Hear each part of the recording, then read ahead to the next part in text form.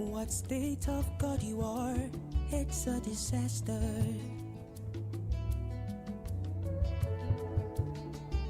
To not know your purpose is a tragedy, it's a disaster.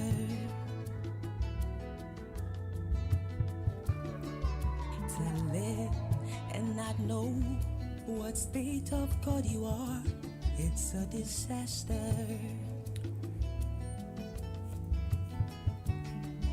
To not know your purpose is a tragedy. Saturday the 26th of June 2021.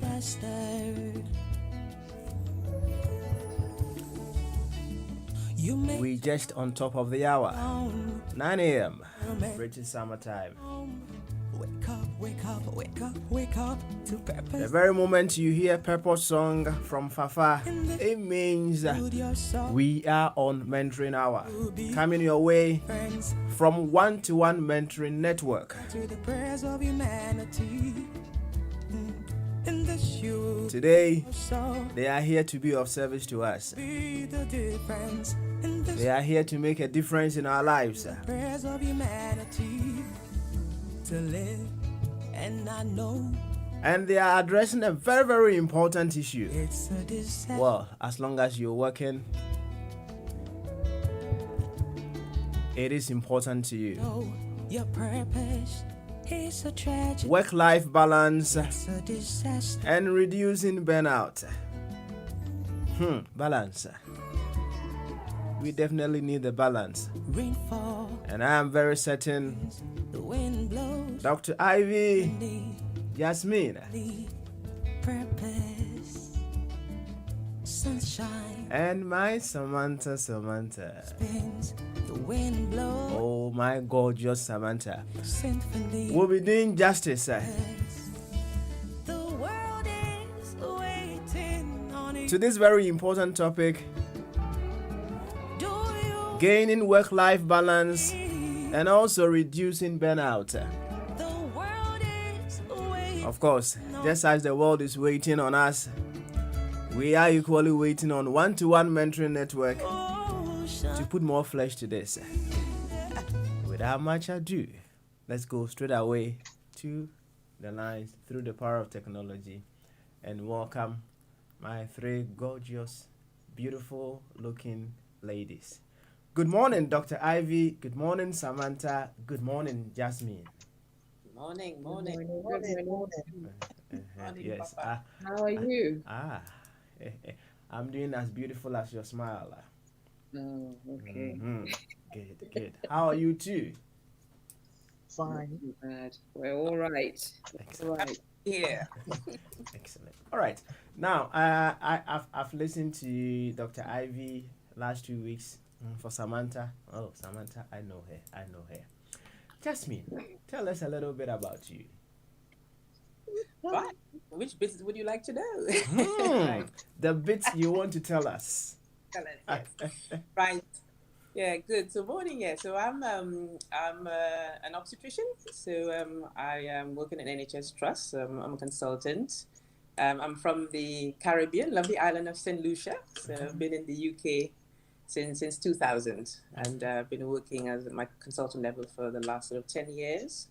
And I'm, happy to be part of the One-to-One Mentoring Network. So with the rest of the team, working with Samantha, Ivy, Susan, everybody, trying to do great things. There's the governance role. So so that's me really. Yeah. Okay. That's enough. Well, from even the little that you've told us, it sounds you have a lot on your plate, right? Doing all these things, certainly you will need some sort of balance so that you'll be able to do it very well. So I'll begin with you right away. Okay, yes. When we talk about work-life balance, what is it all about? Yeah, it's a very, very good question. And I think it's something that is always good for us to advocate. Yes, we should have a work-life balance. And exactly what does it mean? And do we pay due diligence to that? So yeah, everybody should have work-life balance. So I think it's a matter of trying to make sure that, yes, you have time for your work, you can prioritize your tasks, be able to function at your work. But equally, you need to make sure that you have time for yourself, to make sure that you look after your mental well-being, your physical well-being, your emotional well-being. So you don't tip. So if you untip the balance where you're just working, working, working, stressing yourself, and that can lead to burnout. This is why we're coming into the topic of burnout. Fatigue, and exhaustion.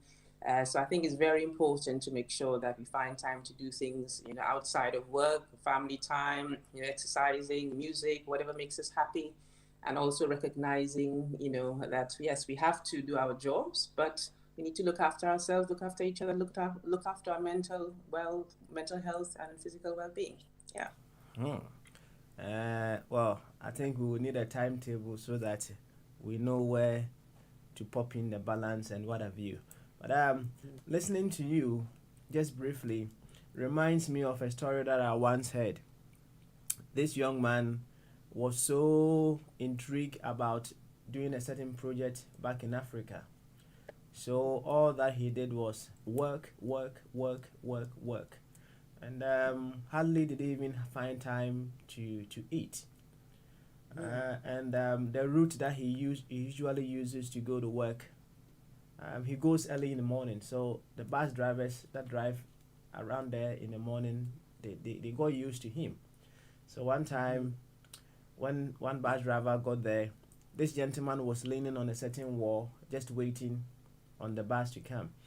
And when the bus driver got there, he is usually the first person to jump on the bus. Everyone got on the bus, and this young man was still leaning on the wall. So the bus driver got a little bit worried, got in there, just got out of the bus just push him a little bit to get on the bus. He touched him, he fell down, not knowing he was dead, just leaning on the wall. Now, they try to just figure out if they could get some ID on him and what have you. And then when they opened the bag, they saw just a finger of banana in his bag. Later on, they were able to locate his house. When they went there, he had about 12,000 pounds stashed under his bed. And all that from friends, they could say was he was so intrigued on doing some project back in Africa, working all around, not even eating, not even having time for himself, and he just went just like that. So obviously, listening to what you just said, we need physical, emotional balance, even as we work. It reminds me of that story, and it is very, very, very important. Now, I'll go to Dr. Ivy. I'll go to Dr. Ivy. Doc,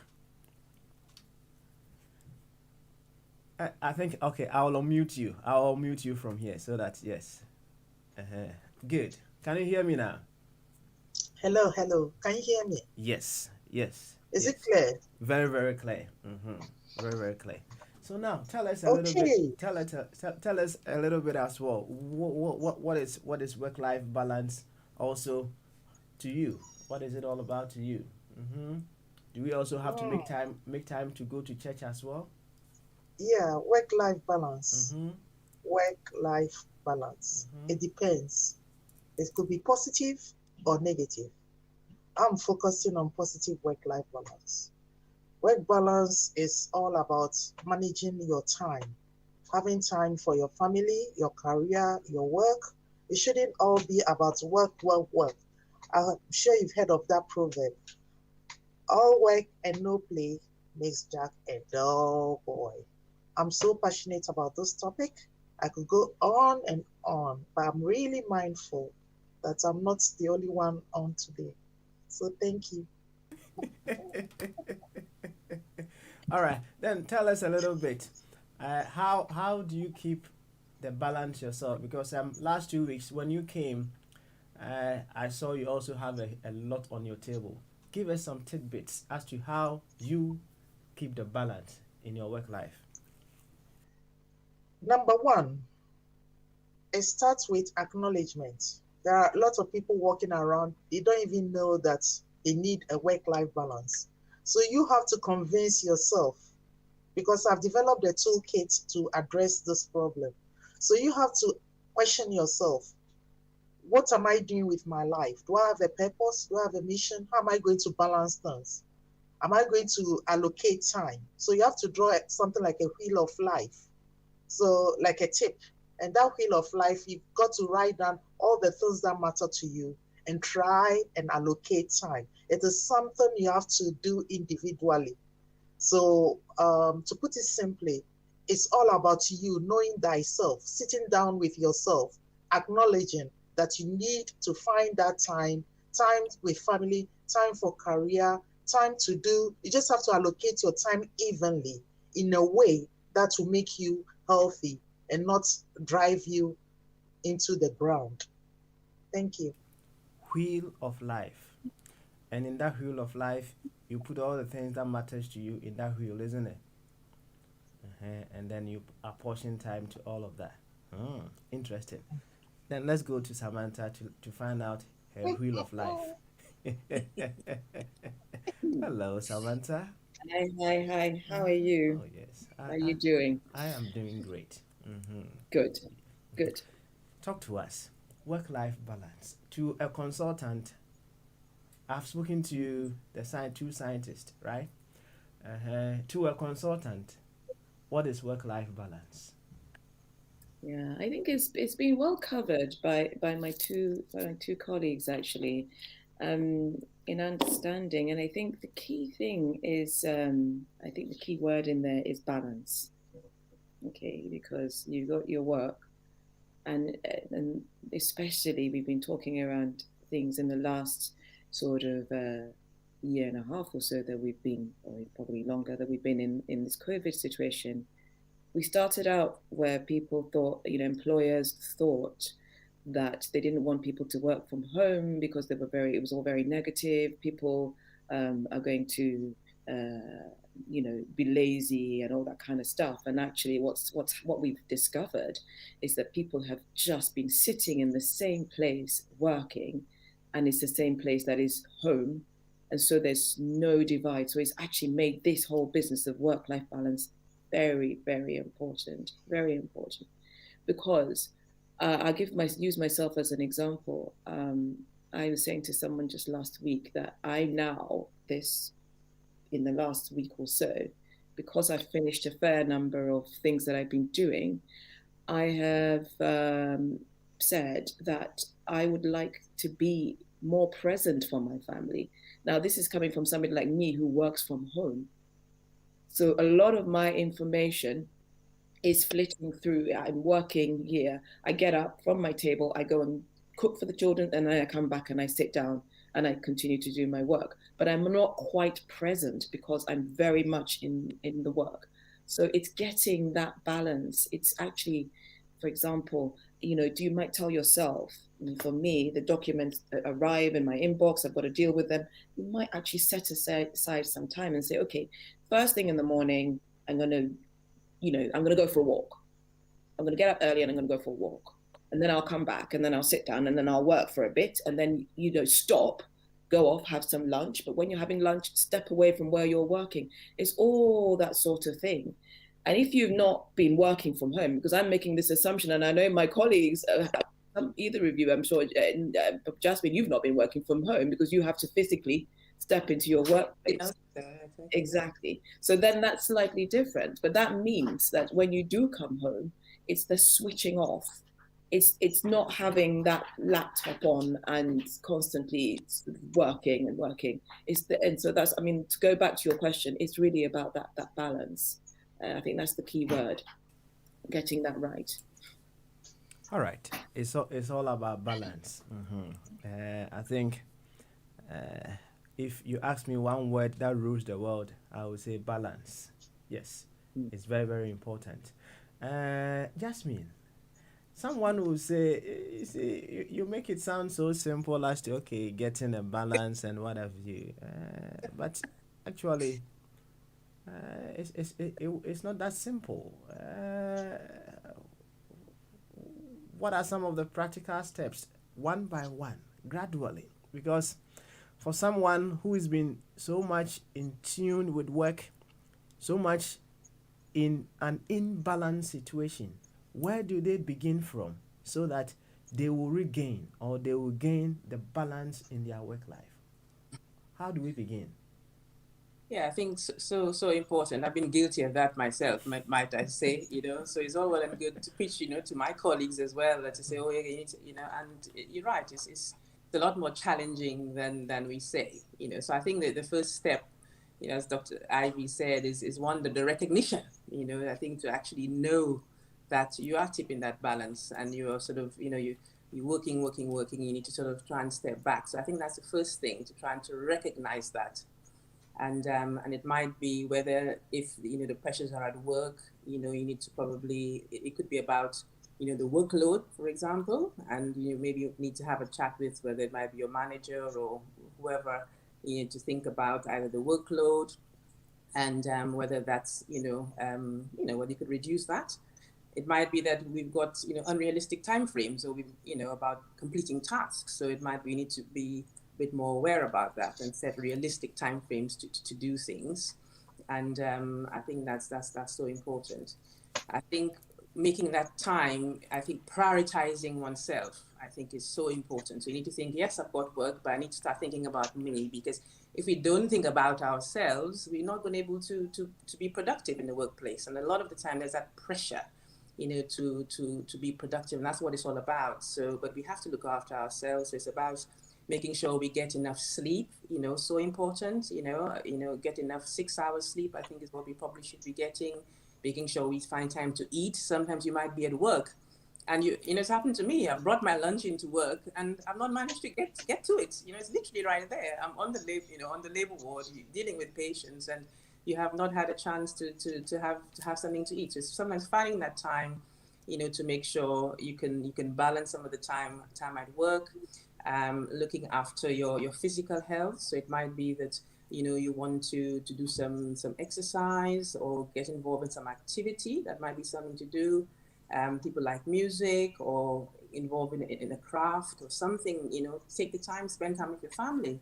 So blocking out scheduled times might be good. So you need to say in your diary, I'm probably going to be leaving at X time. To literally be rigid about it and be selfish about it, because the thing is we just take on a lot, and because we're diligent people, everybody's diligent and you want to do a good job, but we keep on doing, and I think that's one thing to remember. And the other thing I'll probably say is about knowing how to say no sometimes, Papa Smiley, it's a matter of knowing how to say no and say, okay, I can't take this on, or if you're going to give me this as a project to do, I'm going to probably have to drop something, and then you take on a challenge to carry on. So I think all these things can help, mindfulness, it's about meditation, talking about it, speaking with people, it's always a good thing, the different groups, Dr. Ivy's leading clubhouse groups, wellness, well-being, making it a priority. And I think in the whole organization and even in the NHS, that's now a big thing. Reports have come out, looking at burnout and how it affects staff, NHS staff. And it has to be a proper organizational sort of change, and we need to be mindful of that. And we need to say to our managers, okay, wait, let's look at our job. Let's look at how we looking after ourselves and our well-being. And I think that just needs to be a priority, I think, for everyone. So just a few tips there. Thanks. Beautiful. I could see Dr. Ivy nodding her head just like that. Doc, what were you picking from Jasmine? What were you picking from her? From I sure you want to know. About it. Well, I'm going to focus on the negative work-life balance. Now, one may ask, what is negative work-life balance? Negative work-life balance leads to burnout. I do not know if people know how dangerous burnout is, and they don't want to acknowledge it. The analogy I would like to use is like that of a matchstick. If you look at a matchstick and it starts burning, are you at the beginning or are you going to burn to ashes? Or another analogy is a car. We love our cars, we drive them, we wash it, we polish it, we take it to the mechanic, we service it, we love it. But if the analogy, if our body is like a machine, do we listen to our body or do we just ignore it? Would you like to drive in run down car or in a car that has got a high performance. If you are run down and burn out, you cannot perform. And this brings me to employers. I tell people now, if you are in a job that you are not valued, your manager doesn't see your value, please run, run, run, run. A manager who does not value you is not going to encourage you or push you to be the best you can. And if you're not the best you can in an organization, you become frustrated and you become disappointed. It's something you've got to experience. And I always say, the staff are the heartbeat of an organization. I have got the definition for clinician burnout, the causes, the effects, and the toolkit to deal with it. Thank you.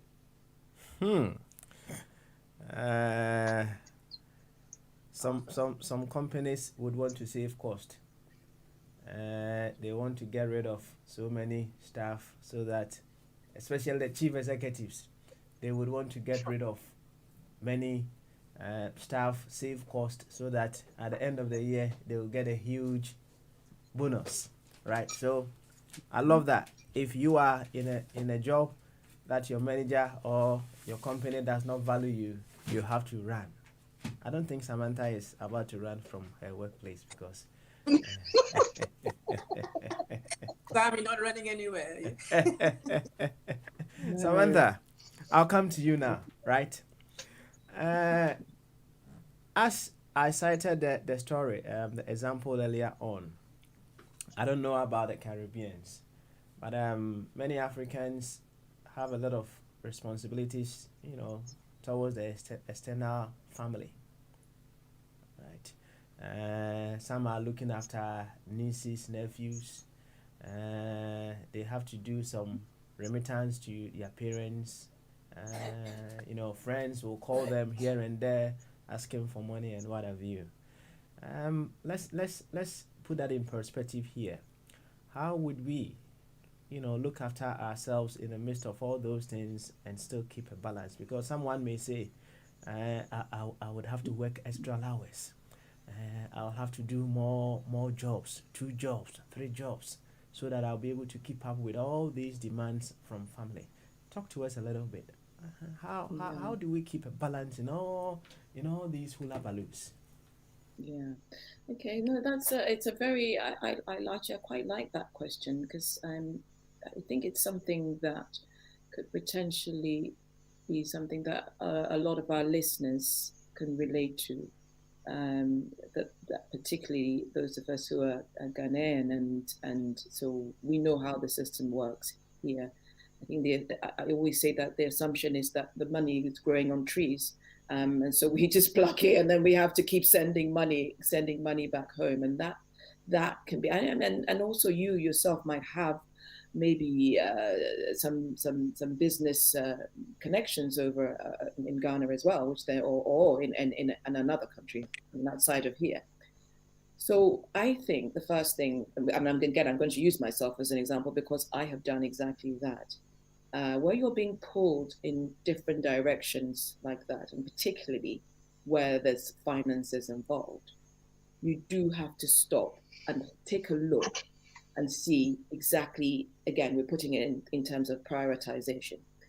So I had a situation where I actually had to tell someone that I have to send money to every month in Ghana. I had to review the money that I'm sending and said, listen, what exactly are you using this money for? Because at the moment, if I give that to you, it means I can't give that to that person or that to that person. So I think sometimes we get into the habit where you've got a head of family, somebody phones you up, and then so there's a certain amount of money that goes across. And then you sit down, it's almost like you're a bank manager every month, end of month. Come end of month, I will tell you right now, when my phone starts going with the, hello, auntie, I'm just checking how you are. When I see those messages, I know it's either the 29th or the 30th. That's it, bang on.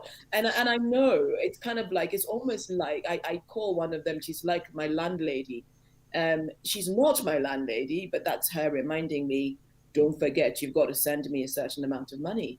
And that kind of pressure can add to how you think. So I would say that if you're anyone who's out there who's in a situation like that, really sit down and review why exactly are you, because otherwise you've just become, it's a case of giving and giving and giving, and that kind of drain can add to the kind of pressure, which then follows on with this, Dr. Ivy's been talking and Dr. Yasmin been talking about this business of burnout. And I would suggest that if we prioritize, so everything has to be prioritized. You take a stock and just say, okay, so this is what I have to do. But why exactly am I doing it? Am I doing it out of duty, or am I doing it because it's necessary? And then even if you've got aging parents, I'm guessing if you've got aging parents, they will be your top priority, but there will be some other aunties and stuff on the side. It's okay to tell them, I'll give you just a little bit less. I'll give you a little bit less so I can spread, if you tell people, I think it's a lot better rather than struggling and trying to run 2-3 jobs just so that all the money can be passed on. That's just from my own experience, if that's helpful. Oh yeah, it's a good experience. It's a very, very good experience. I love that. One thing that I picked from, I think was it Dr. Ivy or Jasmine said, learn to say no, right? Yes. Sometimes the good of us makes us do so many things that later on, as Dr. Ivy said, it gives us some negative effect. So we have to all learn to say no. And Papa Smiley, actually based on that, if I can just take on that, bringing it into this question about our families, in our culture, and again, I mean, Jasmine, I don't know if it's the same with you, we don't say no. In our culture, I mean, there's never hardly anything that you would ask anyone to do for you that they can't do, and they'll say, oh, well, instead of saying to you, actually, this is outside of my space, I'm sorry, I can't help you, or I haven't got the money this month, but I might be able to help you next month. We never ever say no. You would say, I'll see what I can do. And the minute you say, I'll see what I can do, that's not no. It's not no. Totally agree with that, sir. Yeah, it's not no. What you're saying is, I'll see whether I can, which means you're going to do without, or somebody else has got to do without, so that you can provide that. And that's the same with even with working. When you're in the workplace and there's a lot of pressure, you need to be able to go to your boss and say, actually, this is a bit much. Could you reduce it? It doesn't make you weak. It just means that you've recognized that this could potentially be tipping you over the edge. And I think to chip into that about the saying no thing, again, in the culture of the work we do, we meant to have, Papa Smiley, this sort of open door policy, isn't it? Where and that's part of the culture. We're trying to encourage, people to come and speak to us all the time. But again, that too can then be overwhelming because you're then taking on a lot. So sometimes you need to say, okay, well, maybe I can't speak at this time, or come back, or you schedule things. But there is that tendency, as Sam said, just to, just say, oh yeah, I'll see what I can, I'll sort it out. And that's how you become overburdened. And then before you know it, you're stressed. And then you have that mental burnout, starting. So, yeah. Interesting. That analysis that you made, Samantha, as we in our culture are not being able to say no, right? I think it has been transferred here. When even we leave our countries, it still lingers on, because at the workplace, your boss will give you overtime. You know very well that it's going to cause so many changes in your life, but you can't say no. You just, okay, I'll do it. I'll do it, and what have you. So the ability to say no is very, very important. Well, Dr. Susan is watching you, and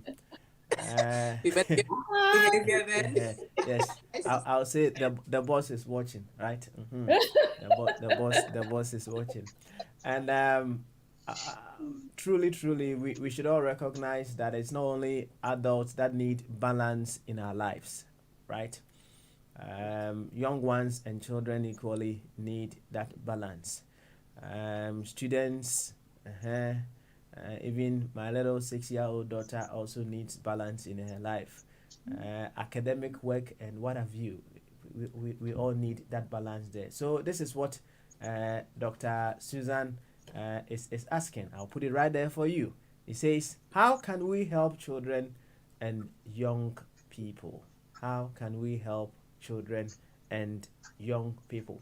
I'll start off with Dr. Ivy and then to Jasmine. How can we help young people? Thank you for that question. It all starts with acknowledgement, education.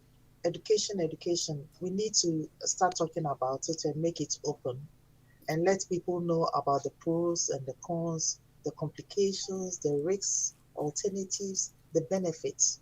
So this is where I go into definition, because if you don't know, knowledge is power. If not, according to the CAB model, where K stands for knowledge, A, attitude, B, behavior, if you don't know, you wouldn't be able to change your attitude. So it's very good we're having this discussion, and it will be good to continue with this discussion into the future and form a focus group and get the young people on board. So thank you. I can go on and on, but I have to be mindful. Thank you. I think you are too mindful, so you just give us a little bit. Just give us a little bit more. You are too All right. excessively Okay. being excessively mindful. Just give us a little bit more. Okay, I'm going to start with the basics. I believe in the basics because if there are young people listening at the moment, they need to know from the what's, because I believe if you know the basics, you can build up on it. So the first question is, one may ask, what is burnout? Burnout is not a disease. It is a medical, it is an occupational phenomenon as defined by the World Health Organization. It is a syndrome where you become drained, you become exhausted. It is basically not being able to organize your workload. So it's excessive chronic stress. So I'm going to rush through it. I'm going to just give a summary. And so that is what. So if someone asks me in a simple language, what is burnout? It is just extreme stress due to not being able to balance your workload. So if you go to work, some people want to be perfect. There's no perfect human being. You can't. I believe in reflective people. You need to delegate. You need to get some people to do some of the work. And if you don't, you know what's going to happen to you. So what are the causes of burnout? Working in a toxic work environment is number one. And two is being in a job that you are not even being promoted. Your career is not going anywhere. You've been in the same position for over 20 years. You feel so frustrated. You feel so disappointed. You can control your behavior. But when you go to work, you have to put up with other people's behavior. And the issue we have in the workplace is, boy, if you have a narcissistic manager, you are in for trouble. And the only thing to do is to get out of that environment, because your environment affects you. It's just like planting a flower in a good soil. If it's in a good soil, it will thrive and flourish. If you are in a dangerous soil, you will just die just like that. And now I mean what I'm saying, because burnout is dying slowly, slow death. And what are some of the signs? People don't even know they have it, and they are experiencing it right now. I'm talking. Number one, insomnia. You can't even sleep at night. You're supposed to have 6 hours of sleep, and you struggle to sleep. You start experiencing urticaria. Some people grind their teeth at night, especially during the COVID-19 lockdown. People were breaking their teeth. People were in tension, muscular pain, low libido. When you go into work, you are dreading going to work, palpitations, stomach cramps. So you get all that. That's the effect on the body. Now, the next question is, how can we prevent it? I've designed a toolkit to deal with burnout. I'm running a course online at the moment. Even I've got a course on Eventbrite. We start on the 1st of July till the end. So if you want to know more, just go and register. It's only £11 a day. So that's it. Thank you. All right, thank you. Hey, we want more of such. You see, if I had not pushed you, you wouldn't have even told us of your workshop coming on at on the 1st of July. You see, now we know. £11 you said, right? A day, for a day. For a day. So it's 11. It's 5 sessions. So Five it's sessions. just, so I've divided it into 5 sessions. I've made it quite cheap for people because it's the beta launch course. So it means it's a learning process. We are all learning. and I'm going to improve upon it. Because I believe in this word. If you're passionate about something, you've got to take action. You've got to do something about it. We've got into this mindset of someone else has to do it. Because of everything I've gone through a lot of lived experiences. My question is, what lessons have I learned? What am I going to do with the information that I've got? I'd rather go out there and share it. So I want to inspire the next generation because I believe in prevention is better than cure. Thank you. I remember that one. Prevention is better than cure. I love that one. I'll go to you, but let me stay with you 1 second, okay? You were talking about you being in a job, you not being promoted, in a toxic work environment, among many other things. Now, how does fear play in all these things? How does fear play in we getting the burnout? Sometimes some people feel that, hey, if I leave this job, will I get another one? How does fear play into all these things? Big time. There are two generations. The older generation believe in loyalty. They'll be in the same job, whether they are treating them so badly. Oh, I'm getting my pay packet every month. If I do it, da. So what do? You start a side hustle. You do something that you are passionate about. And then gradually, you start cutting down on your hours and go part-time so that you don't lose your income completely. So you have to be strategic. Yeah. Wow. So you have to ask yourself, you only have one life. Live it. You work and work and work and work. When will you get the time to enjoy it? I've just heard a story of a fellow, and it's like our fellow people, our own people, they work so hard.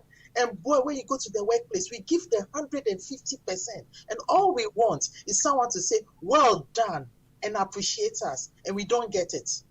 Where is the self-preservation? Where is the self-care? Where is the self-love? You give and give and give, and you have nothing for yourself. And then you become drained and tired. And I'm on a mission. A lot of people are leaving their jobs. I'm on a mission to convert all those tired, drained, exhausted people into happy, empowered, fulfilled people. If you start doing voluntary work, it's brilliant. If you start doing something back home, it's brilliant. It means your money you are making, you are using it for the next generation to leave a legacy. Because when you die one day, you're going nowhere with your money. So why not use it to do something? Take action and do something that you enjoy. If you enjoy cooking, baking, why not bake for kids? Why not bake for an organization? It's beautiful. We are part of one-to-one mentoring. One-to-one mentoring is full of a lot of talented individuals. And the fact that we are even on this show, we are now inspiring the next generation. I love the question that was asked. This is the time to act. COVID-19 has made us realize that you cannot go back working the same way. My life will never be the same, and I've learned my lessons. So learn yours. Thank you. I think you now you are coming out fully now. You are coming out. I totally love Dr. Ivy. I can already feel the workshop mood, right? Now, let's go to Jasmine as well, and the same question: how we will be able to help children and young ones. I think yes, it's an important one because I think we as the adults, we're living and breathing this all the time, and I think it's important for kids, to have that role model. So we probably need to be role models, I think, for children. So if we try and set the example in terms of trying to have that work-life balance, they don't see mommy or dad, coming stressed all the time and hassle you when they're sort of dealing with them or even interacting them on a particular level, and they can probably pick up that sort of vibe if they're if the parents are burnt out. So I think one is trying to instill values in your kids, because I think there's a lot of pressure on children to be high achievers, so everybody wants, there's that pressure, so obviously you get the full marks, you got, even certain societies, if you go to like Chinese, but it's well documented about the, how the parenting regime sometimes, in terms of forcing kids, in terms of achieving. So that can put a lot of pressure. So I think it's trying to make sure children also have realistic expectations as well. And also knowing that, yes, you need to achieve good grades, but also knowing sometimes that, yes, you may not get 90%, 80%, and it's okay sometimes not to be good at something, or to know you will not, pass every exam, or you may have your strengths. So maybe nurturing them to develop their own talents and knowing what their skills are, even from an early age, to allowing them to, achieve and reach their own potential, in terms of the expectations. I think it's a lot of pressure. And I think, with COVID as well, kids have been cooped up as well, having to, Sam is talking about home, as well, looking after kids. So it's a lot of pressure. And I think there's a lot of more mental health as well coming out, with kids, even at younger ages. So I think they're quite vulnerable kids. So I think it's a matter of trying to make sure they get that balance. And I think it comes from both the family, home, the unit, and as the parents and the providers after kids, but also should be coming from, the classrooms, and also as, they progress into university life and, get, and having probably, as you go into university life, having, other people they can speak to. We talk about mentoring and having, whether informal mentoring or people they can speak to, knowing avenues that are available to them for support, as well. And I think at a young age, it's good to know they can have access groups, whether it be in a community or whether it be at school, if they're facing that sort of difficulty. So I think it's a challenge for society, but one, if we recognize it, we can try to, and also try to prevent it, because we know about it, by supporting them, knowing their limitations, and role modeling for them as well. Thank you very much. Samantha, any other tips that you want to add? Yeah, it's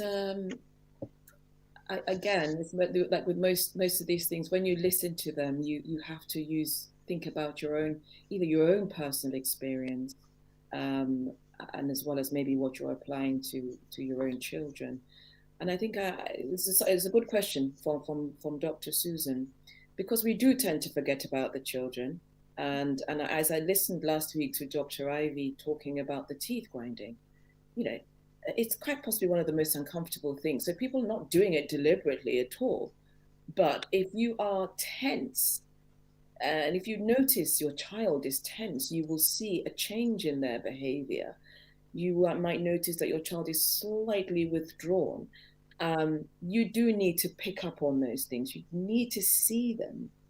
And don't be afraid to pull them up, sit with them and just say, when I say pull them up, not that they've done anything bad, but it's to sit down and say, look, is there anything that's bothering you? And ask open questions, so that they don't give you the yes, no, so that they have to give you a proper answer.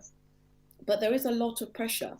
And again, I'll make it because by virtue of the fact that we are here on Aquinta Radio and so on, we are essentially tackling our community. This is something that is quite specific to our community, how we see other people's children achieving highly. And so you come back home and you say, Chrissy, what about you? I've just seen that so-and-so, your auntie Mibi's daughter has she's got a first class. What about you? What I hope you're working hard. I hope you're going to achieve. I hope, and so it goes on. And I recognize this from my own parents. No disrespect to them, because they were absolutely lovely. But they did want me to just, it was all about, okay, so if you can't do this, then, so you're not interested in being a lawyer? Okay, what about an accountant? Do you think you'll do, don't set these huge bars that they have to keep climbing over. Be there for them. Of course, you've got to set standards, and your children will look at the standards, and then they will, if they're not getting to those standards, relax. Give them something else that they feel that they can achieve. What we don't want to do is we don't want our children to develop this anxiety from a young age, because they take it straight through to adulthood. I can assure you, anyone who's generally anxious as an adult would have either started that from childhood. A lot of people you ask them, they'll tell you, I've always been like that.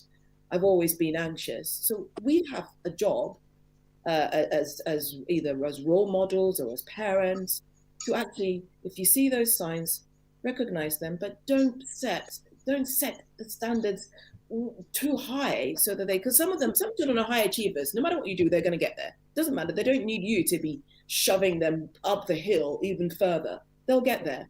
But majority are sitting at a point where they're comfortable. So you've just got to recognize that.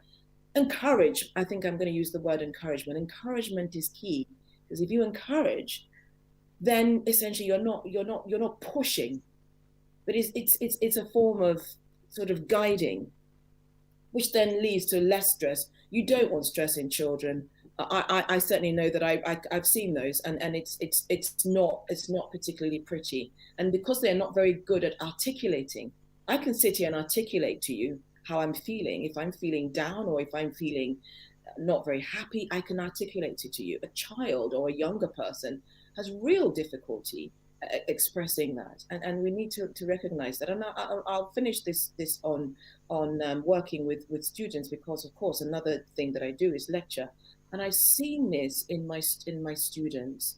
You know, some of them stay behind the camera and then actually after the lesson they might stop to chat to me, and then they're anxious. You know, Miss, do you think do you think my marks are going to get me this? And I'm just like, relax, I haven't even marked it. Can you just well, you know, and you know that back at home there's the pressure that they can't come in and not do well. So we need to recognize that, and that's if we're the ones who are putting that force on them, we need to back off a little bit and encourage, help them to row the boat. Don't take over. I mean, yeah, I'm done.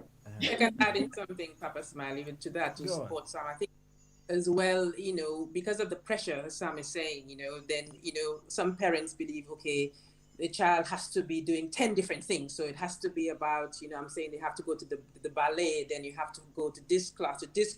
So before you know it, I'm saying you're running around doing 10 different, you know, and the poor child, you know, they can't cope, you know. So it's a matter of, again, trying to find, okay, well, what is it do they probably enjoy? What it is that they want? What is it they're good at? Yeah. But again, we're putting our expectations, you know, I think sometimes on the poor kids, and they will burn out eventually. Yeah. Yeah. So it's so important, as Sam said, you know, we need to back off. Children need to be children, and we need to remember that. I love that. I think some parents would want to live the life possibly they missed, or some of the dreams they couldn't live up to. They want to live it through their children. So they push them to all limits, forgetting that the children also have their own ways of handling some of these things. So it's very, very important that although we can encourage them, we don't have to push them so that they get to the point of burning themselves out. Very, very important. Now, one thing that came into mind as all of you were talking is societal pressures, right? Society has some definitions here and there, and it has caused many people to lose their sense of individuality. Society defines what is success. The world sees what is success to some people in some cultures. When they see you driving a big car, you know, in a big house and what have you, that is what they call success. And it has caused people not to live to impress themselves, but to rather impress the society. Can we just throw a little bit more light on that? Because I know if we live trying to impress others, it can cause some burnout in our lives as well. Some people would want to go to the gym because they have realized the society, the woman especially, loves people with muscles, not like my own, you know. So they would want to push themselves. I'm sure you have muscles. They would want to push themselves to impress society. So let's talk a little bit about societal pressures and its link or its relationship with burnout. I'll start with Dr. Ivy, because Dr. Ivy is so passionate about burnout. To you, and then I'll come to Jasmine. Thank you for that question. All you have to do is use my toolkit, which is a simple acronym, ABC, where A stands for taking action and accountability. B is bold and balance. C is having the courage to sit with yourself and commit to it. So yeah, just using those toolkits will help you. Doc again. So brief. Keeping it sweet and short. You make solutions or I think it's a marketing strategy.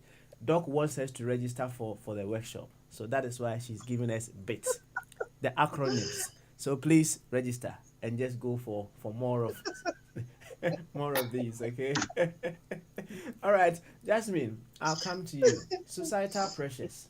How is it like in the Caribbean?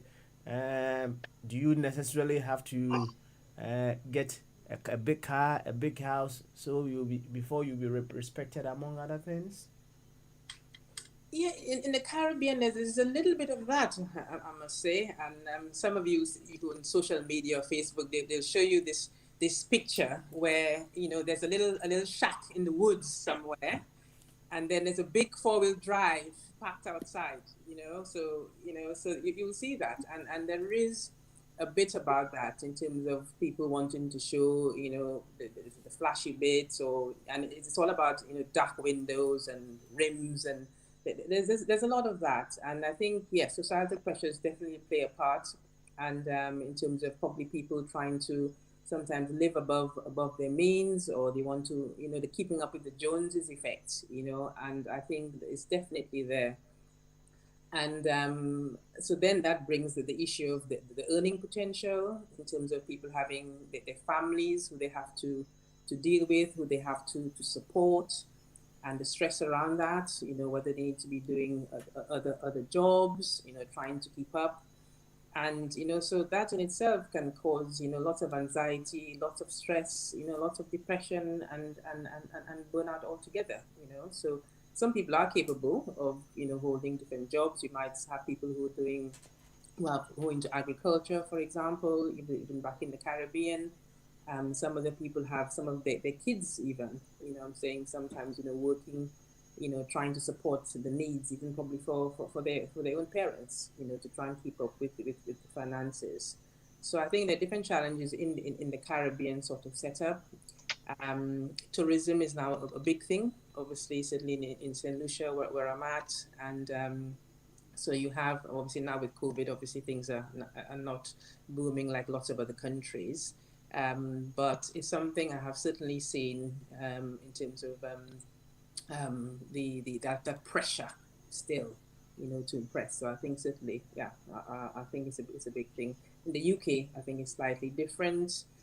The success issues around, one, it could be from your job, what you do, so the status around certain things, whether you're a doctor, you're a lawyer, whatever. All roles are important, but people would want to shun different roles and responsibilities. There's the finances as well. What we define as being successful here, or you have a fancy house, or it is about the shoes, or about the bag, or it's about So again, people need to be able to know live within their means, know what they're comfortable with, not to compare. Yes, we need to earn a living, and we need to earn a living in a modest way, and not in a selfish way. We do need to think about earning potential, as always, whether it be through our skills, monetizing what we do, looking at ways we can be successful, whether it be financially, but we need to think about emotional success around the family element of things, and be practical, I think pragmatic in terms of, I think what we can achieve. So I think that leads to that societal burnout and the pressure as well. Thanks. Thank you very much, Jasmine. I saw Samantha writing. She has to share with us what she was writing.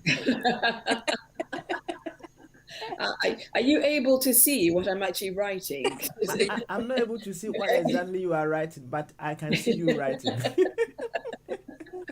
So share with us what you are writing. Mm-hmm. No, no, no. And I was just making notes because it's always good when your colleagues are speaking for you to make notes because then it helps your thought pattern.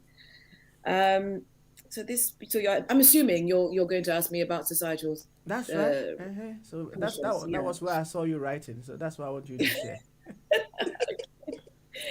Yeah, so I was just picking up on some of those things and really thinking that yeah they're not necessarily only unique to to the Caribbean society as well as the African society. I mean, you go on Instagram and sometimes it's almost you need to have a certain amount of strength to tell yourself that some of these things aren't real. People need to remember that a lot of people are living fake lives. Okay, so that's the first thing. It's not just fake. People are living fake lives. And if you sit back as a person and you're sort of looking back and thinking, oh my goodness, look at that. Can I tell you the worst one is when it's somebody you went to school with and you're thinking, oh my goodness, look at them. Look at what is that? How huge is that house? How amazing is that car? And blah, blah, blah, blah.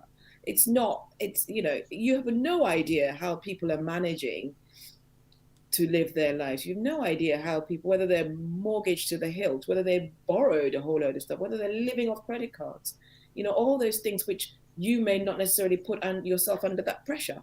So I would say, yeah, the societal pressures are massive and they do add to that. But just every time you see that sort of thing, you tell yourself, well, it's not, and think about it. It's a tiny percentage of people who are really, really living that life. It's honestly a tiny, tiny percentage of people that have got it all sorted, absolutely all sorted. And I say all sorted, if you're going to measure the big car, the big house, and the big job as sorted. They might have all of those things and still be miserable. So, I would say don't put yourself under that sort of pressure. Allow yourself that space to just feel that, well, you are where you are, and don't keep it's the comparisons, I think, that sometimes don't help us, and it essentially we are almost our own enemies. And I mean, I go back to, it's not just, you got Instagram. So Instagram, I guess, is probably it's in the word instant. But Facebook as well. People put stuff on there, and it's look at what so and so has achieved. Look at what and people. So even if the person who's achieved is not sharing it, somebody else is sharing it. And so then you're looking at it and you're thinking, okay, so.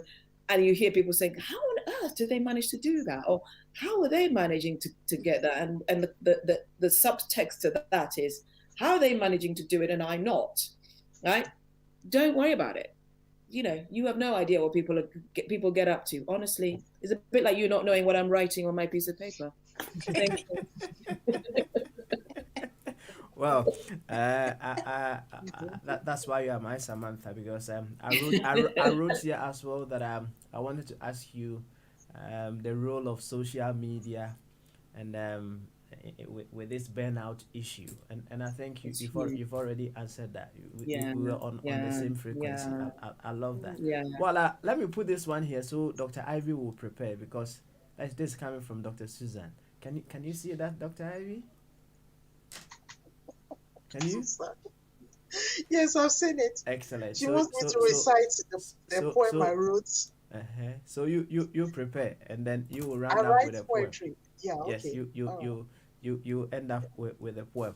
Well, our time is almost spent. This subject or this issue is a huge one that possibly a workshop should be set up so that the practical steps will be put in place for people to be able to get that work-life balance and then reduce the burnout of life. So, Jasmine, some final words from you before we run out. Yeah, I think I'm pleased to be, for us to be discussing this topic. I think which is so important. I think it affects so many of us as adults, and we say it can affect our kids. So it's a societal thing, and I think it's for us to recognize this and that it is real. And I think it's good for us to be able to know what the symptoms and signs of, burnout, what they are, as Dr. Ivy alluded to, looking at our sleep, looking at how we eat, are we distracted? Are we feeling stressed? Are we feeling anxious? Are we having palpitation?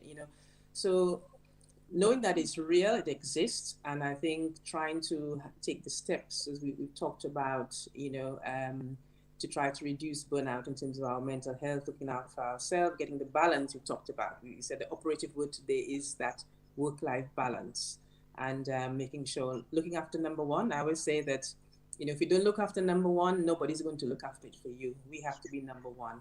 And so eat well, sleep, exercise. I would say make a list, say no, very, very operative thing, know how to say no, and be good at our work, be diligent, but I think definitely find time to take time for yourself, family, and your overall health. That'd be my final words. Thank you very much. I love that. Certainly, no one can pour from an empty cup.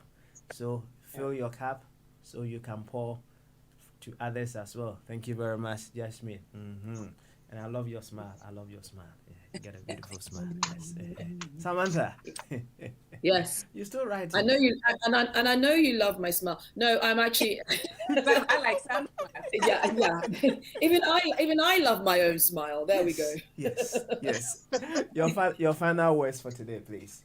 Well, so apart from the fact, when I was writing, I was really just writing, making sure that I could tell you the one-to-one-mentoring.com website, which is www.one, as in O-N-E, and the number 2, one, O-N-E, mentoring.com. Please do come to us. We are pretty good at what we do. I, aside from all of this, I do business mentoring, and I can tell you that when you sit through and you talk to people who are needing mentoring and are trying to get along, you'd be amazed at how helpful all of these things are. And even with my business mentee, I had to speak to her about burnout because she has developed insomnia. And so I have essentially guided her through that using things that I've learned from my colleagues and everything else. So mentoring is a good space. If anyone is out there who, a young person with the sort of mentees that we're trying to attract to us, do come and join us, come to us, because you will get certainly a mentor. Whoever you get will have an idea in terms of helping you through, the maze of life, as I'm going to call it. But yes, I mean, I think an important thing, Yasmin's covered all of those. Please prioritize in life. Don't worry too much about what others are doing. We've all got our paths, and that favorite phrase they say, stay in your lane. Yeah, do stay in your lane. But at the same time, I mean, you need to look and see, there's another car coming, obviously, but, just be confident and strong in yourself. And obviously we are always going to push ourselves to the next level, but not to the extent where we're killing ourselves. And as for the workplace and the toxic workplace, from my own personal experience, you do need to get out of it because it will drive you insane. So if you've got options, and I love what Dr. Ivy said, you can have a side hustle. And but people think about side hustles, it's something that you're good at that really you could potentially turn into a business. So start thinking about it, because if you're not happy where you are, we're in a very strange climate at the moment. People are not necessarily employing the way we were sort of 10 years ago. So you make up your own. Because of COVID, actually, setting up a business is actually quite straightforward. Get out there, do something new. And if you need help, come and ask your mentors. Thank you. If you need help, come and ask your mentors. Yes. Dr. Ivy, your final words, and I hope your poem is ready. Yeah, 2 poems. So the first one is COVID-19 reflections. We will remember We will remember. One dark night, the tsunami arrived and pierced through the darkest night.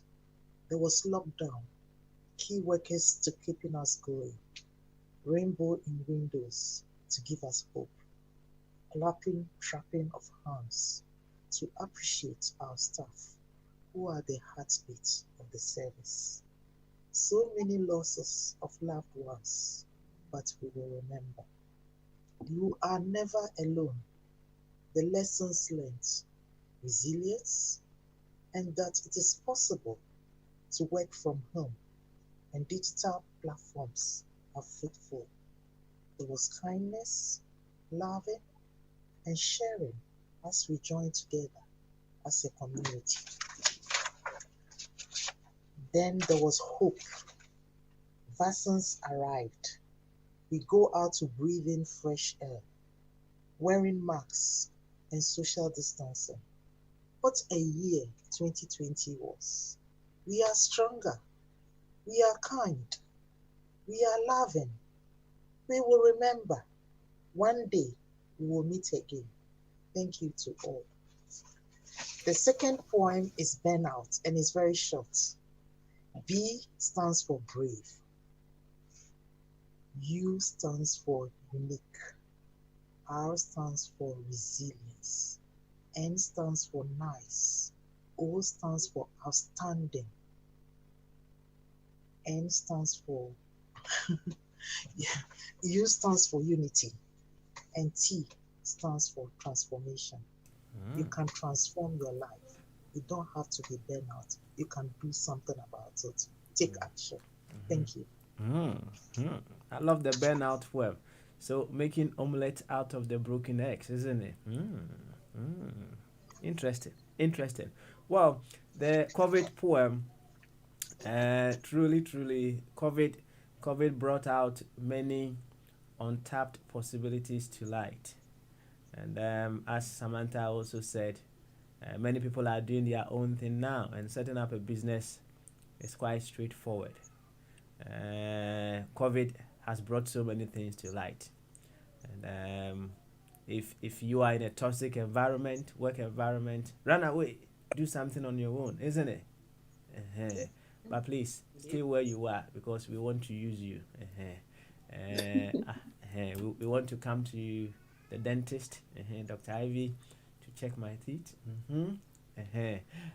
Jasmine, please stay there. We will come there, right? And Samantha is also doing amazing in her field. Thank you all for making time for us today. You've been of service to all of us, and continue to smile. And for Jasmine, I will play "I Love My Life." I love my life. Yeah. Yes. There you go. Yes. we Positive. Thank you so much. Thank you. Excellent. All right then. Enjoy your weekend. Bye bye.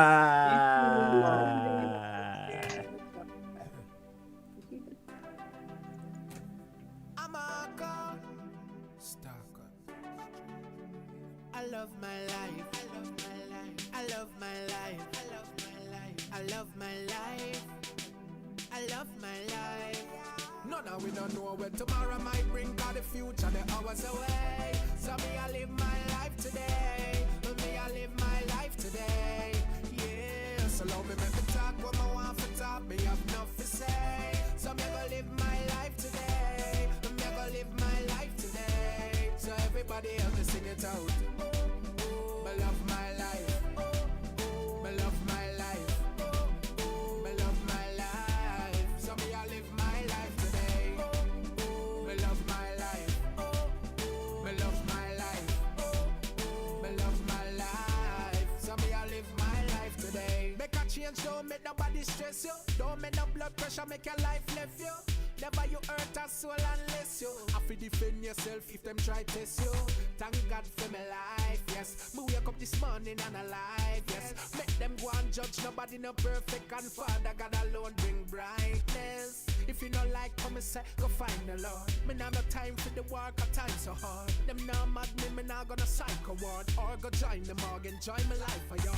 Few friends when me have wed here to me. Me not trust people, so me choose them carefully. Them are not clean, so them can't come near to me, can't compare to me. None of we don't know where tomorrow might bring, cause the future the hours away. So me I live my life today. Me I live my life today. Yeah, so long me make me talk what I want to talk. Me have enough to say. So me gonna live my life today. Me gonna live my life today. So everybody else to sing it out. Me love my life. Me love my life. Me love my life. So me I live my life today. Me love my life. Me love my life. Me love my life. So me I live my life today. Sure, never make nobody get the best of you. Look on the person of the mirror on the dresser too. Tell yourself say you're not gonna make them pressure you. And live life to the fullest that you better do. Just believe me know life not easy. Enough of we never born with gold spoon for feed with. No be greedy, set a pace in a life and achieve it. Listen to me keenly. Love me L-I-F-E until it left me. Me I go and keep happy and I pray to Father God say old age catch me. Me I beg your Father bless me, guide and protect me. For every wrong move and me making on the streets correct me. None of we don't know where tomorrow might bring, cause the future the hours away. So me I live my life today. Me I live my life today. Yeah, so long me make me talk what I want to talk. Me have enough to say. So me gonna live my life today. Me gonna live my life today. So everybody else to sing it out. Me love my life. Me love my life. Me love my life. So me I live my life today.